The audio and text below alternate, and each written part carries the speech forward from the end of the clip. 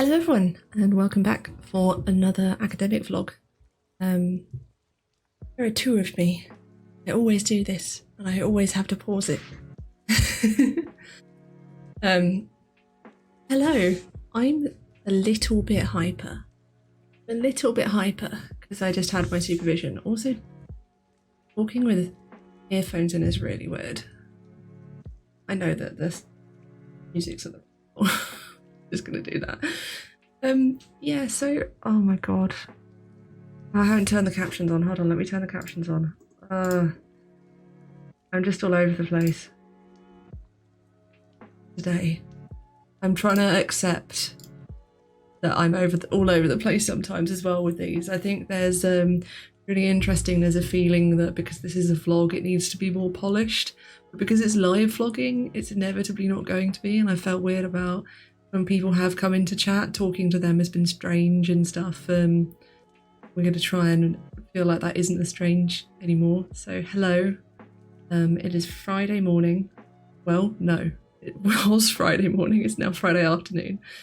It is about 12:15, and I have just come from my second official supervision session. I get 3 officially. And on Monday, after when did I vlog? I vlogged on Tuesday, so I have already talked about like getting loads of stuff written on Monday and sending stuff off to my supervisor. And this obviously was the supervision. She had then read it and she really, really liked it. Like really liked it. Like, I've got comments. I take notes on her feedback so that I can put it into place. A couple of things were just like a word change here and there, which I just did directly. And then I've got like 4 things in my list of notes from today's supervision. And I just don't really have any words. So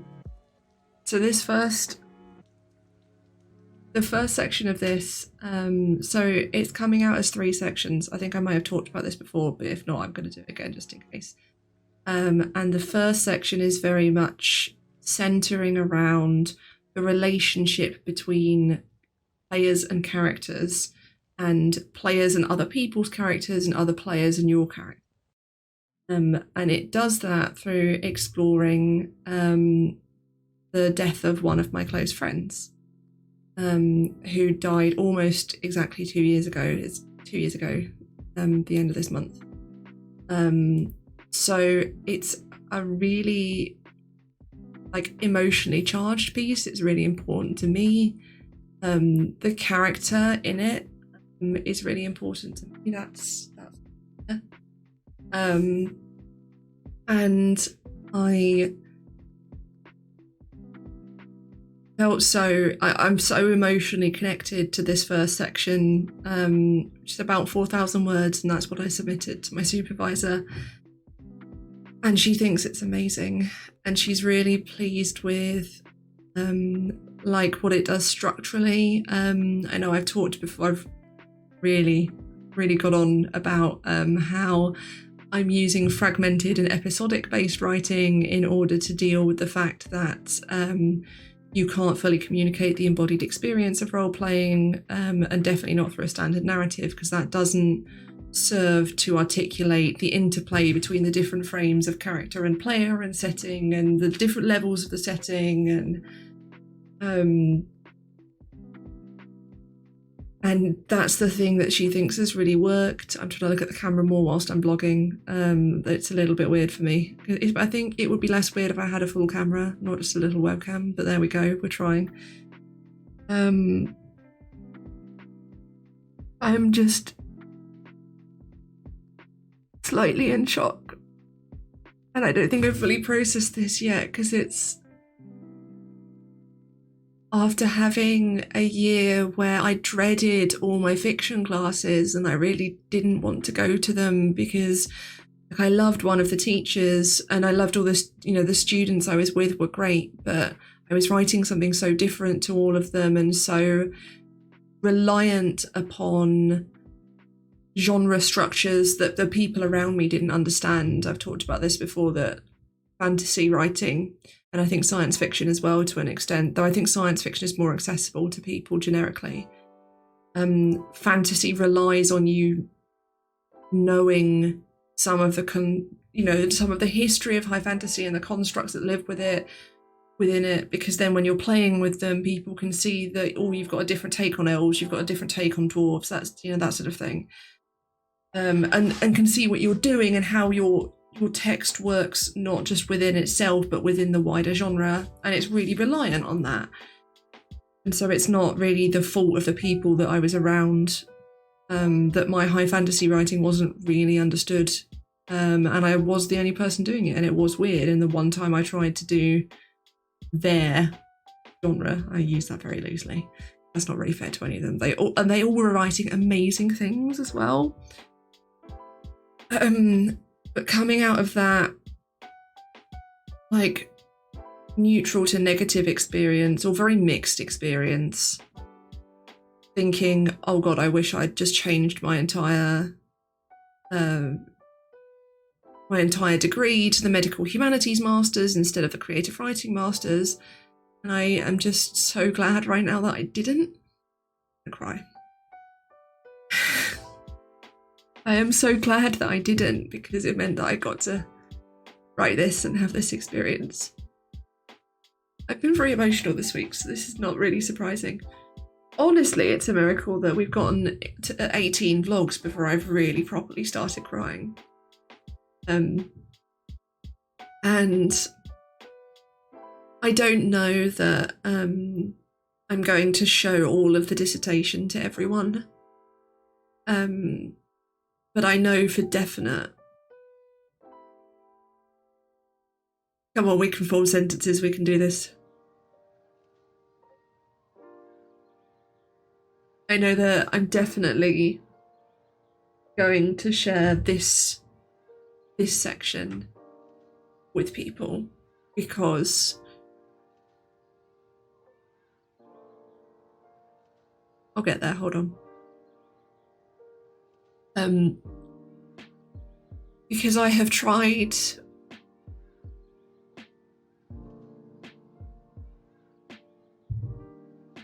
over and over again for the past 2 years to articulate how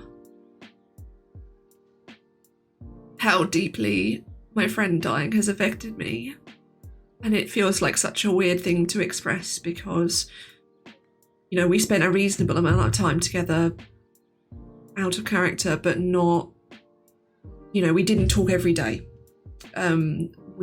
Most of our socializing was done around events or around sometimes playing games together and, like sort of group nights with other friends. It wasn't that I had an individual, like, really intense friendship with him out of character, but in character I did. To finally be able to express that from both my perspective and from that character's perspective is a lot. So to then, oh god.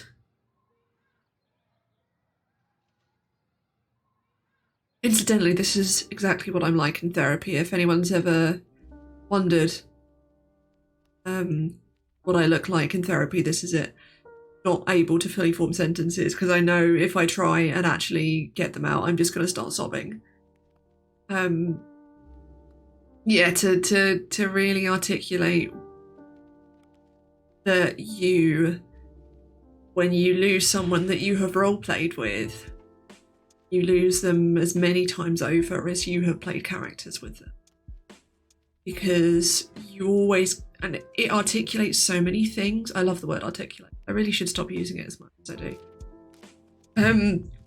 Because it really gets into not just the depth of that relationship and that it's a non-standard relationship, but it's a really deep one. It also gets into like so many things about the layers of the frames and layers on which role-playing operates, and the relationship between your characters and yourself. Forget the other person. The fact that I, in that moment, feel not just my emotions, but my character's emotions as well.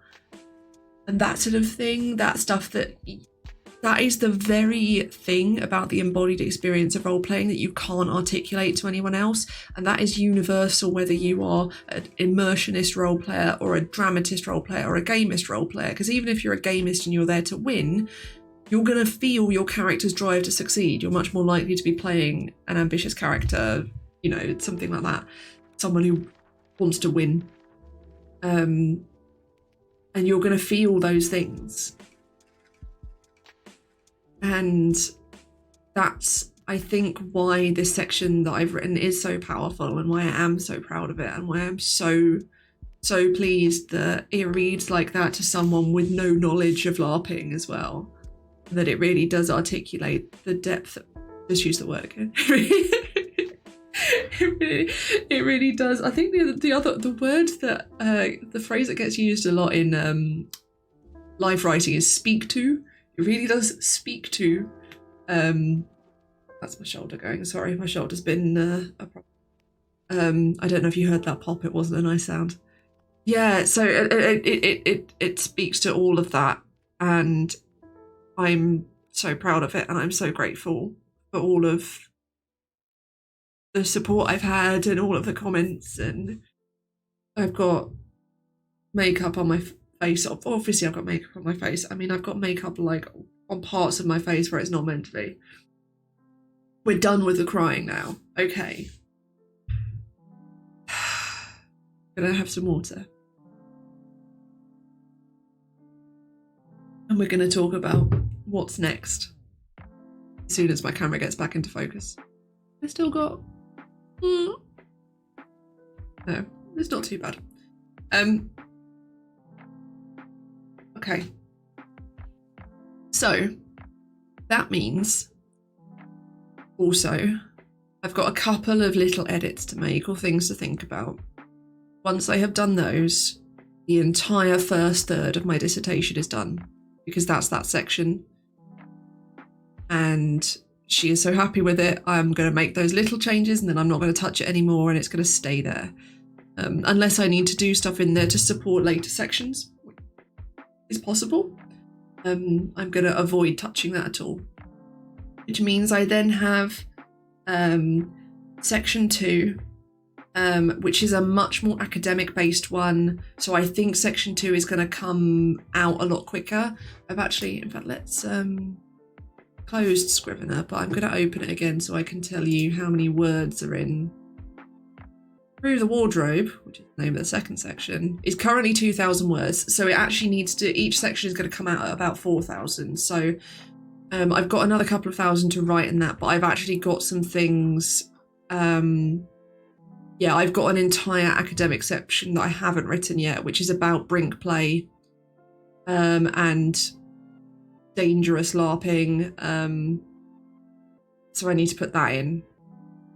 And I think there's probably a couple of things I'm going to end up wanting to explore in there as well.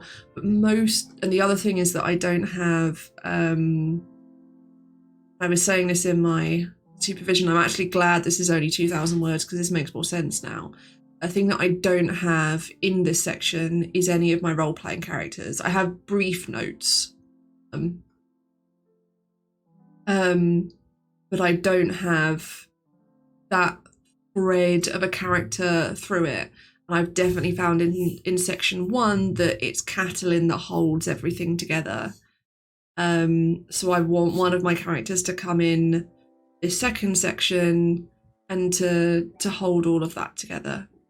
And then I've got a character already in the third section. So really I need to work out what character is best suited to shepherding us through that second section, which, as I say, it's a lot more analytical. It goes into like issues of safety and LARPing, both on a physical and an emotional level. It goes into like the limits of LARPing. That my whole stuff about theatre of cruelty is in there, and on sort of the purpose of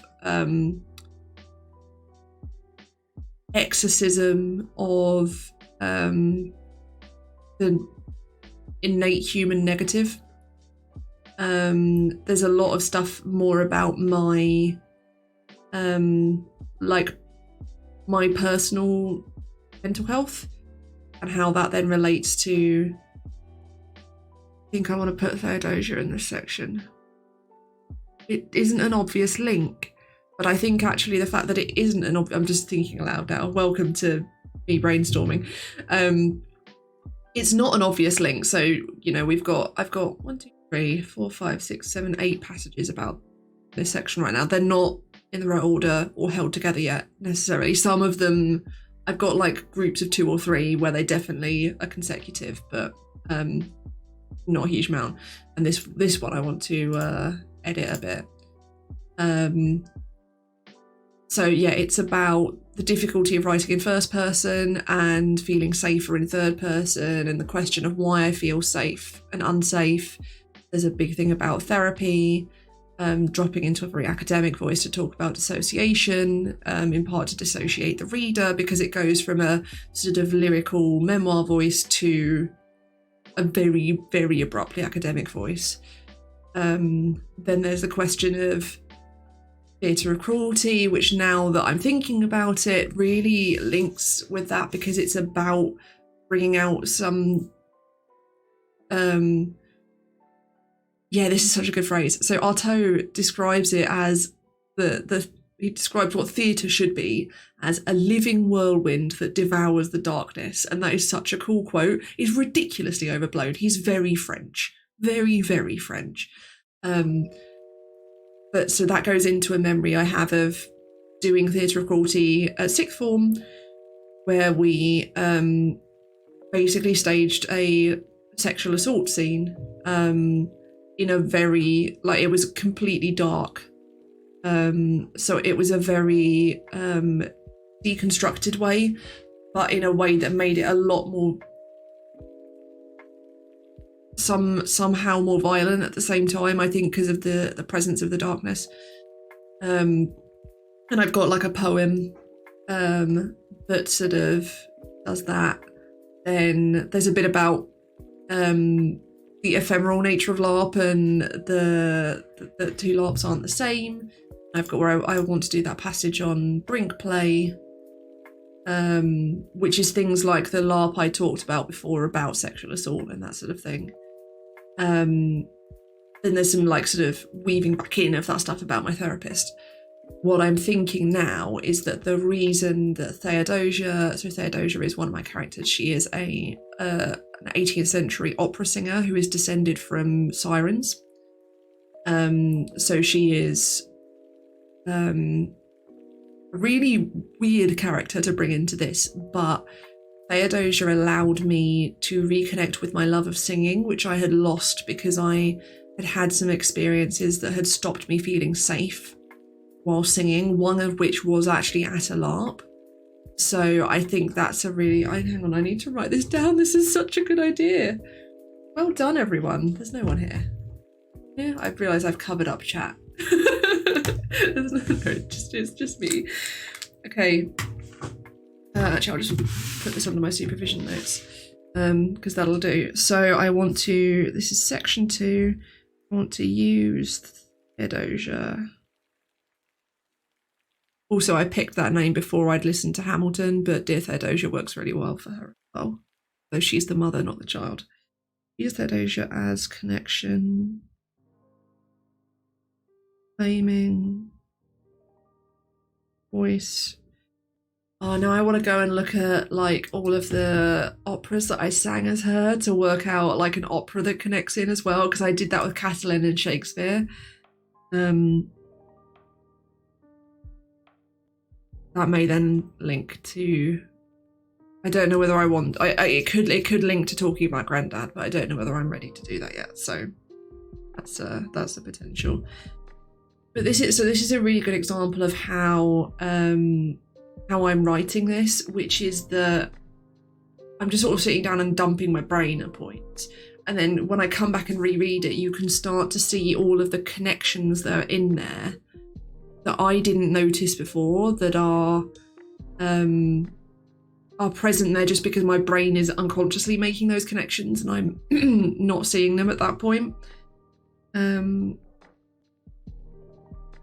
Like,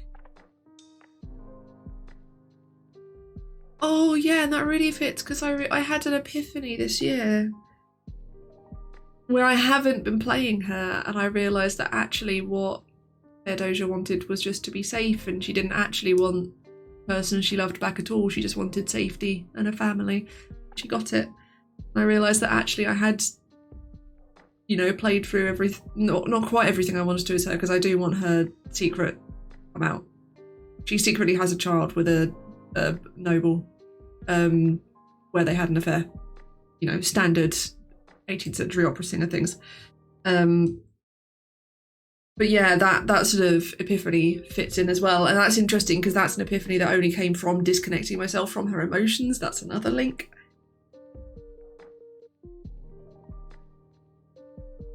I'm going to go over the 2,000 words for this section, aren't I? It's going to happen.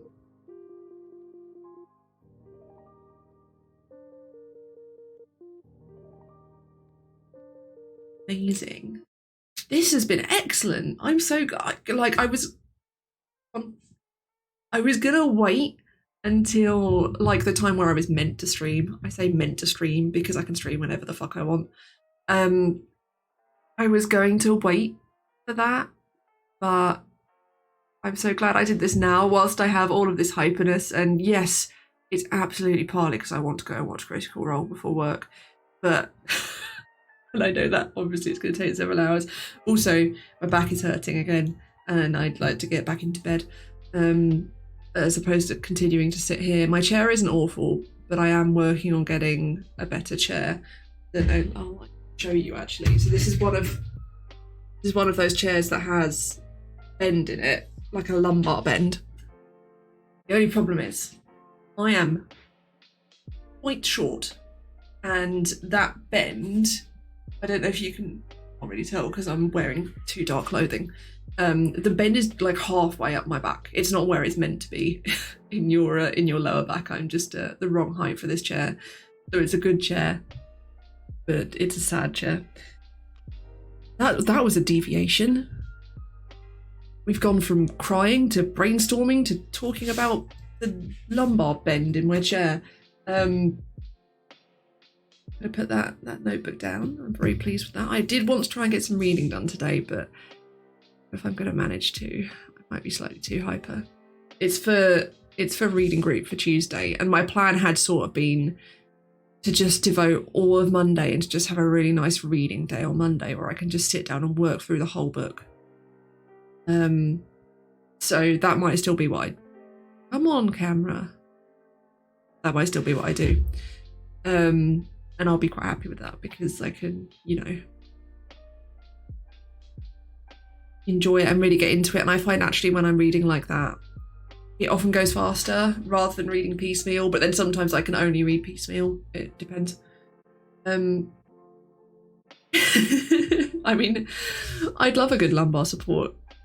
It's not quite there with this chair, which is really important when sitting in a chair for I don't know how many hours a day. I emailed a company to ask them if they had any advice for what I need in a chair, and I said, "Oh, I'm in it for 12 hours a day," and I'm pretty sure that's underselling it. But yeah, so I think that's my plan. My next, in terms of like going on, obviously my aim is to get to the word count I need by the end of this month. Yeah, I know you can get special cushions as well. Unfortunately, because this chair is already equipped with one, it would just be weird to add it in. And I have got... This is my egg sitter, which I do use sometimes. It doesn't quite work with this chair. So I love it, but it doesn't like work very well the whole time. But I saying, oh yeah, I want to have 12,000 words by the end of the month. I'm expecting, so what it kind of feels like now is I'm going to finish writing the remaining 2,000 words in the second section and edit it, because that's going to reduce the word count as well. And I think the third section is 2000 right now. So actually adding 2000 into each section will be okay. But yeah, so basically I'm going to do the second section first because I've almost finished that one. This is working chronologically. It's very strange for me. I think I'm only working chronologically because there is no chronology, because it's not a linear narrative. So yeah, in that second section, I will write all those extra things, put Theodosia in it because we've now decided it's Theodosia, and then sort of weave that together and edit that. I think that's what I will try and do over the next couple of weeks. That actually does bring me to the end of the month, so we'll see how long it takes me. The thing is, I deliberately built in being able to take longer. My deadline is the 21st of November, so I've got a few weeks in November. So I think for me the ideal situation would be to write all of section 2, the remains, and edit it, work out what the hell is going on with section 3 and do that one. But maybe not edit that one, or maybe write them both but not edit them. I think we'll see how it goes. Right now, I feel like empowered to write the missing sections in section 2. And so that's a good start as a focus, and we'll go from there. Yeah, that's really interesting. So in terms of when you're writing in fragments or episodically, you can play with chronology a lot more, but you also have to be really careful with it as well, because obviously it could be really confusing. And in my first draft, I'd done some stuff with tense changes that didn't make sense until I broke it up more. Like I was just changing from past tense to present tense within one section. And once I broke that into separate sections, it then made significantly more sense. So that's something that I really enjoy playing with. I also I'm one of the people who really liked what The Witcher did, and could follow it. But I absolutely understand that didn't happen for a lot of people, and that's one of the things I'm trying to be really careful about, is making sure that it is still possible to come with me, and that there is, like, because the thing is, when you're jumping around like that, you still need there to be a thread through it in some way, even if that thread is a thematic one rather than, you know, a logical one, or a temporal one or something like that. And what I found writing the first section of the dissertation is that the LARP character I was using became that thread that went through it. And I was very inspired by, yeah, exactly. And that's where, so always have it proofread is a great thing. My supervisor reading it and giving me feedback and saying, I don't understand your logical jump here, is really what helped me to see how I needed to thread that through. And then I got to the point where section 1 does this lovely thing that's very much like The Last 5 Years, which is my favourite musical. It's by Jason Robert Brown. And it just has 2 people in it, and they alternate singing songs, and they sing about their relationship from start to finish. But one of them sings from finish to start, and one of them sings from start to finish. So you get an opening song from one of them about the breakup, and then a song from the other one about just meeting the other person. And halfway through, they sing one of their only duets, which is the point where they get engaged. And it's just such a lovely, beautiful interweaving of that complicated chronology in a way that really works. And that I've got a similar thing in section 1, where there's a moment where I, the narrator, meet me, the character, and that's that worked really well, and my supervisor really liked that, so I'm really pleased with that. And hopefully that's what I'll be able to do in the second section, is find something like that I can do with Theodosia, which is the character that I'm now going to put in there, so I can weave her in to hold everything else together. Yeah, that's where we are. That's the plan. Obviously I won't actually now be doing anything until Monday, and then Monday we'll be doing all of the reading. So actually it gives me some time for that to all sink in. I probably will try and have a writing day one day next week, because that seems to be working quite well. Maybe poke away at some little sections. Like I could do the Brink Place section, might be a good one to do in isolation because it will be very intense to write about. So I read a lot of very frank and difficult to read articles about sexual assault in LARP that I want to bring in. So that's probably a good one to do on its own. But yeah, that's my plan, is just work through all of that over the next couple of weeks. I've got my next supervision the first full week of November. And we're actually not more than a month from the deadline. Which is as nice as it is worrying. I'm really looking forward to having 2 months off from uni.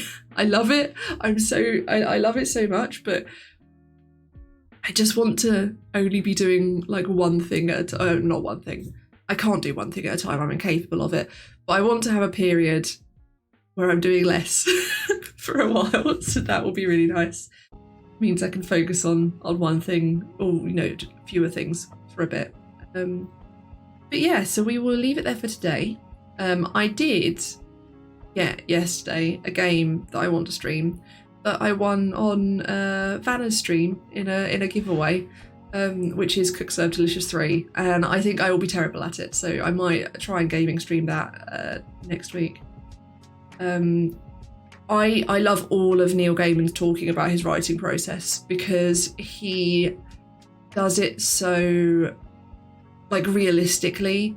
There's never a, how sometimes, and I think it's often actually when authors are taken out of context about their writing process, is painted as this thing that just sort of happens, whereas Gaiman is one of those people who has always been really honest about, no, I write tons of stuff that I don't do anything with because I realised a few thousand words in is terrible, or that it's not working, and then I come back to it years later and make it into something that works. So I follow a lot of authors on Twitter and blogs and stuff, because I really appreciate that honesty of, I sat down to write today and nothing happened. And it's reading accounts like that is one of the things that's helped me get a lot more comfortable with my writing process, which is very much to write nothing for a while and then write thousands of words in one go. It's just, I've talked a lot about having to balance that with, the fact that I have a deadline and I've got to finish writing it by then. So it's all about engineering those times where I can write loads in one go. But yes, thank you so much for coming and for being here, and I will see you all again on Tuesday, or possibly in between if I decide I feel like doing a gaming stream in between. But otherwise, I hope you all have a lovely weekend, and I will see you after my reading group. So I will probably be very hyper again. But yeah, thank you all very much for coming, and I'll see you soon.